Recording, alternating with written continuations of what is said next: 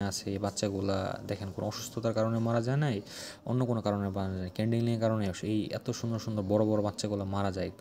বাচ্চাগুলো কিন্তু দেখতে পাচ্ছেন কত বড় বড় এই বাচ্চাগুলা। আমাদের আসসালামু আলাইকুম, সবাই কেমন আছেন? আশা করি সবাই ভালো আছেন। আমিও ভালো আছি। নিউ অর্গানিক পোল্ট্রি ফার্মের পক্ষ থেকে সবাইকে স্বাগতম। তো আপনারা দেখতে পাচ্ছেন আমাদের এখানে এই বুডারে প্রায় 1050টা বাচ্চা ছেড়ে দেওয়া হয়েছিল। এখন এই বাচ্চাগুলোর বয়স প্রায় পঞ্চম দিন বয়স। আজকে বাচ্চাগুলো খুবই সুস্থ আছে, যদিও সকালে 9টার দিকে আমাদের 17টা বাচ্চা ক্যান্ডেলিং হয়ে মারা যায়।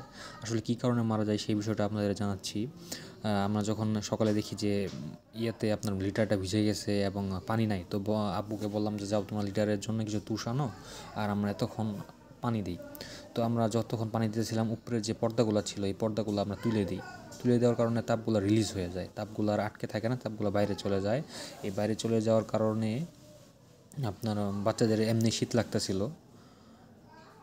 তো এই তাপ এটা আসলে আমরা আসলে এটা খেয়াল করিনি। আমরা ভাবলাম যে এই সামান্য সময় আর কি বাচ্চাদের কতটুকু আর শীত লাগতে পারে। তো এটাই আমাদের আসলে সর্বোচ্চ ভুল। এই ভুল ত্রুটির কারণেই এই অত বড় ক্ষতিটা আমাদের হয়ে গেল। তারপরও আরেকটা ভুল আমরা করলাম, সেটা হলো আসলে আগে বাচ্চাগুলো আপনাদের দেখাই। এই যে বাচ্চাগুলা প্রায় 17টা বাচ্চা এখানে আছে। এই বাচ্চাগুলা দেখেন কোনো অসুস্থতার কারণে মারা যায় নাই, অন্য কোনো কারণে মারা যায়, ক্যান্ডেলিংয়ের কারণে এই এত সুন্দর সুন্দর বড় বড় বাচ্চাগুলো মারা যায়। বাচ্চাগুলো কিন্তু দেখতে পাচ্ছেন কত বড় বড় এই বাচ্চাগুলা আমাদের সামান্য ভুলের কারণে মারা যায়। আসলে ঘটনাটা আমি আবার যাই। তো পানি যখন দিলাম এতক্ষণ পর্দাগুলো ছিল না, তার ওপর আব্বু তুষ নিয়ে আসলো।